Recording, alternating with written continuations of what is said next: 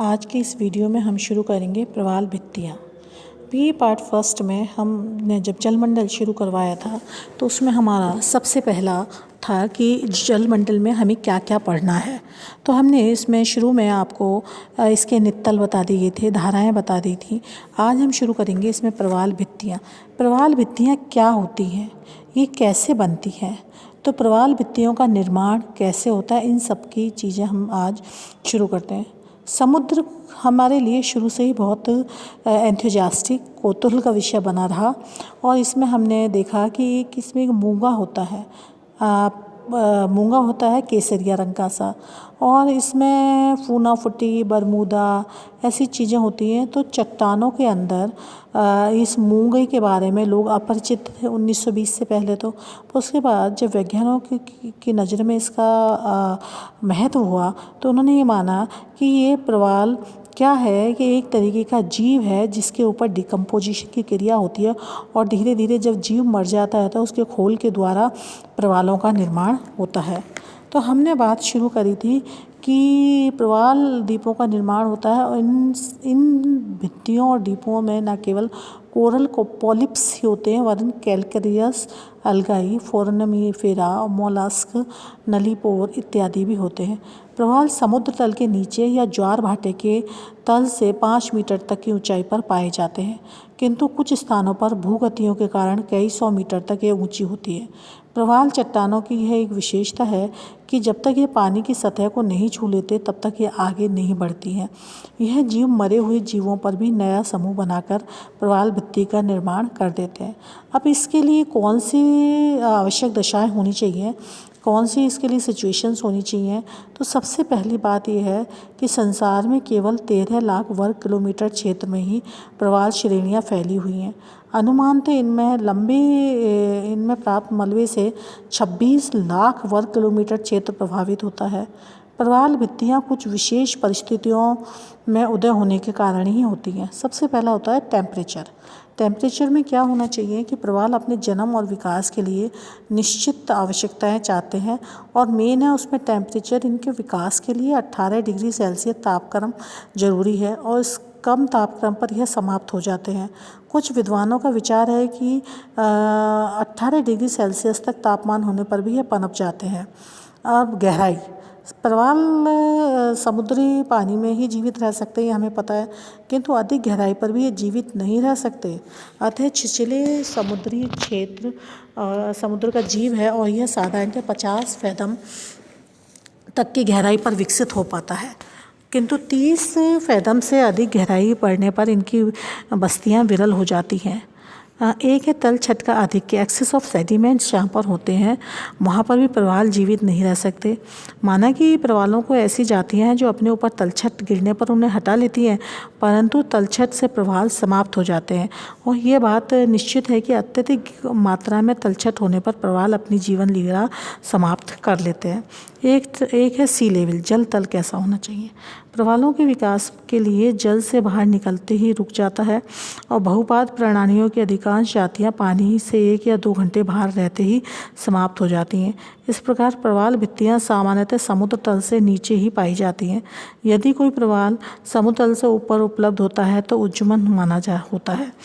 Next है fresh water. प्रवालों के लिए ताज़ा जल भी हानिकारक है और जहाँ कहीं नदी आकर गिरती है वहाँ अवरोधी भित्ति भी टूटकर खांचा बना देती है।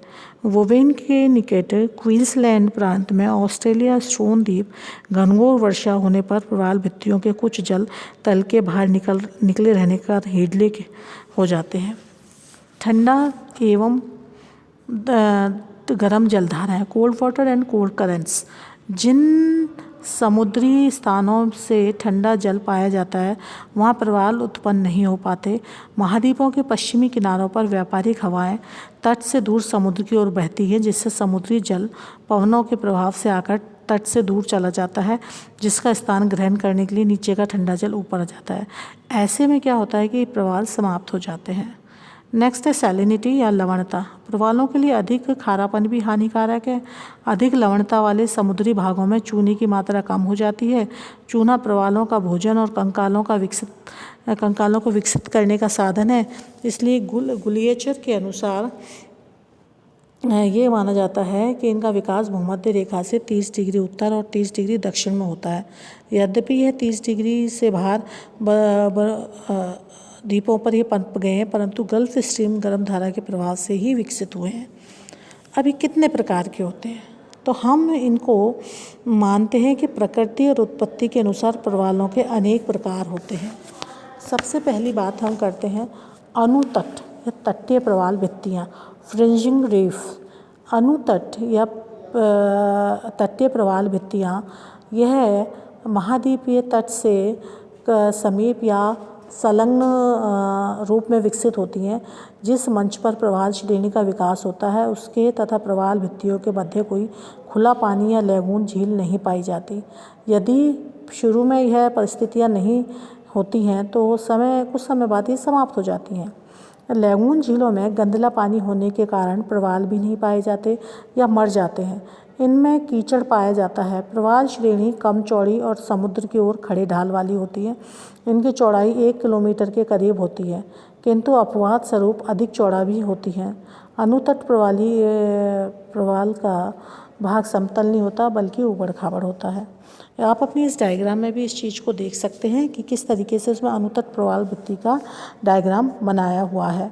अनुतट प्रवाल भित्तियाँ न्यू हेब्रिडीज़ में मस्केलाइन द्वीप के निकट दक्षिण फ्लोरिडा प्रवाल भित्ति मुख्य रूप से पाई जाती है। यह परातट या अवरोधक, इनको हम क्या बोलते हैं, बैरियर रीफ्स बोलते हैं। इस चित्र में आप बैरियर रीफ्स का देख सकते हैं। यह प्रवाल श्रेणी सबसे बड़ी और विस्तृत होती है और महाद्वीपीय तट से 100 मीटर से लगभग 50 किलोमीटर तक दूर स्थित होती है। प्रवाल भित्ति और प्रमुख स्थल भाग के मध्य एक अनूप झील होती है। यह एक लंबी सकरी चूने की और रेत की चट्टान होती है जो पानी के तल से बाहर निकली हुई होती है। यदि यह किसी द्वीप के चारों ओर होती है तो उसकी आकृति गोलाकार और किसी महाद्वीप तट के सहारे होने पर लगातार लंबी होती चल जाती है।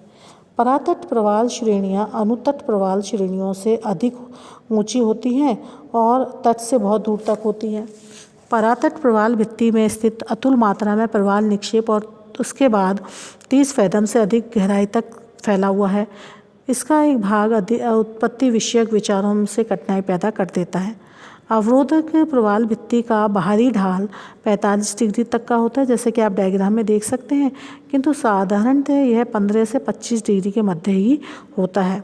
और इसके बाद इसमें कई बार अनेक छोटी छोटी अवरोधी प्रवाल भित्तियाँ भी जन्म ले लेती हैं और उसे एक भूल भुलैया मार्ग सा बना देती हैं। ऐसी प्रवाल भित्तियों को हम आंतरिक परातट भित्ति भी कहते हैं, कि अर्थात एक बड़ी भित्ति में क्या होती है, छोटी छोटी ये बन जाती हैं। तो ये हम डायग्राम में इस चीज़ को बहुत अच्छी तरीके से देख सकते हैं। दूसरी